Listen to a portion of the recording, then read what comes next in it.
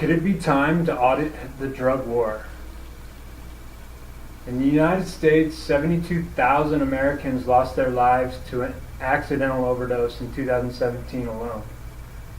That is 200,000 more lives lost in 1 year than the entire duration of the Vietnam War. In Mexico's drug war, since 2006, 200,000 people have lost their lives. In 1971, the official war on drugs began, declared by President Nixon. By the mid-80s, drug offense incarcerations skyrocketed, more and more prisons were built.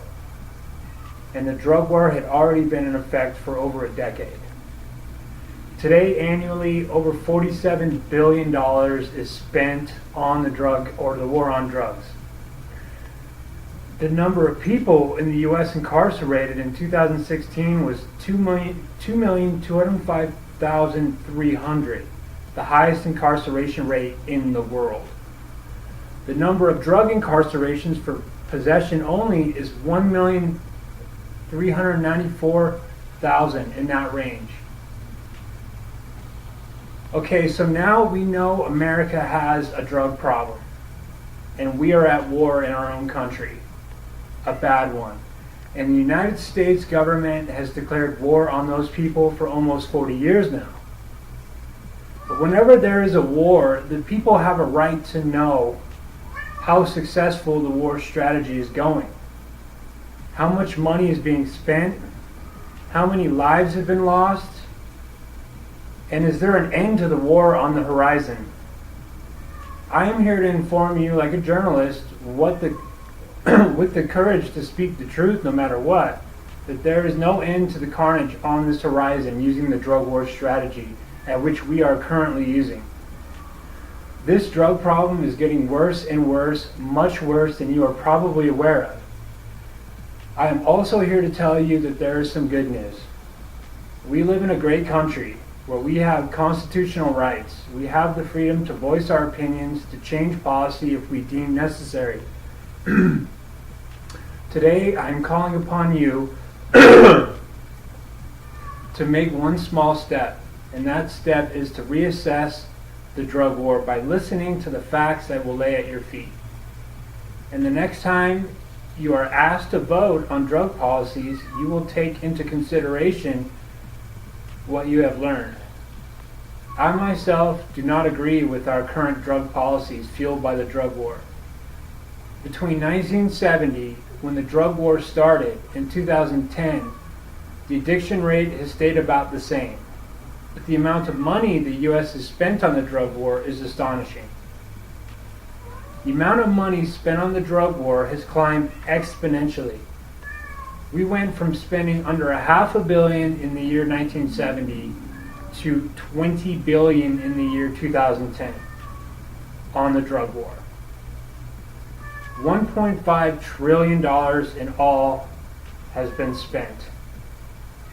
And most of that money has been spent on law enforcement, the cost of convicting and incarcerating these people. But how can we excuse spending that much money when the addiction rate has stayed the same?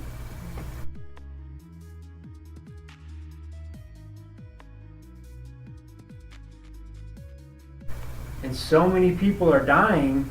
If the drug war strategy is not working, then wouldn't we need to change our strategy? Drug courts began to spring up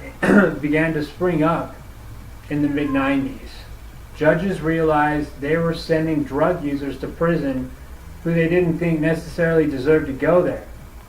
So they found a new strategy to get their defendants sober. They knew that drug addicts would use again and again, so they imposed sanctions and treatment before sending them to prison. Denver, Colorado actually has a magistrate who graduated drug court and got over his addiction to heroin. Yes, I said we have an honorable magistrate who was once addicted to heroin.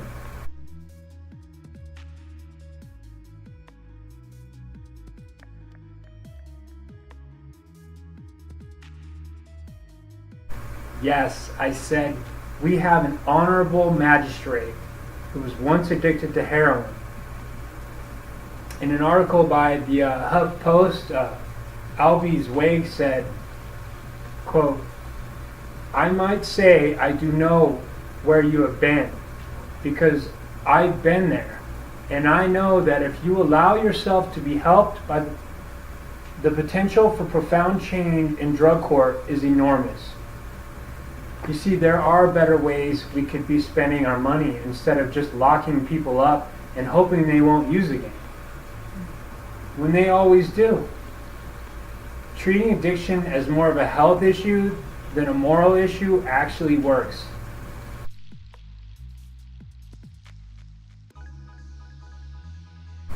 According to an article by the National Institute of Justice, compared to traditional criminal justice system processing, treatment and other investment costs average $1,392 lower per drug court participant. Reduced recidivism and other long-term program outcomes resulted in public savings of $6,744 on average per participant, and about $12,000 if victimization costs are included. This is an example of how a new strategy that was radical at the time of the drug war mindset made a significant difference. Harm reduction action centers also understand the dynamics of addiction and the need for addicts to seek treatment. And they too have also found new strategies that work. But when someone proposes a safe injection site for IV users, people become irate. People think, what is happening to our country that we would enable people to inject drugs? The people in harm reduction shake their heads and say, you have not been paying attention. Harm reduction centers know all too well the statistics involving the drug war and its failure to eradicate the problem, using the brute force the drug war has been known for. Then people would say, but supervised injection sites seem so radical. Well, with 72,000 people dying in the year 2017, we may need a radical approach. The definition of radical is especially of change or action, relating to or affecting the fundamental nature of something far-reaching or thorough.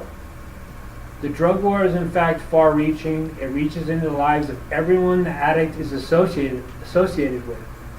Sometimes it takes a radical approach for great change to unfold.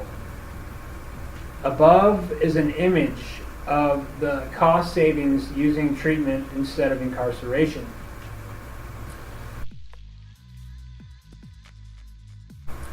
Superior Drug Court Program, cathamcourts.org. The next time drug policies are up for a new examination and a new possible legislation is to be proposed, you will have a better understanding of the dynamics of drug abusers, and you will be better equipped to make an informed decision. All that I ask is that you just consider the possibility that the current drug war policies are not fashioned are old-fashioned and not working. I also hope that you can see now that there could be hope on the horizon for our children and our children's children, that they may not face drug addiction, and if God forbid they do, they should have a chance to seek treatment before death or incarceration. Thank you.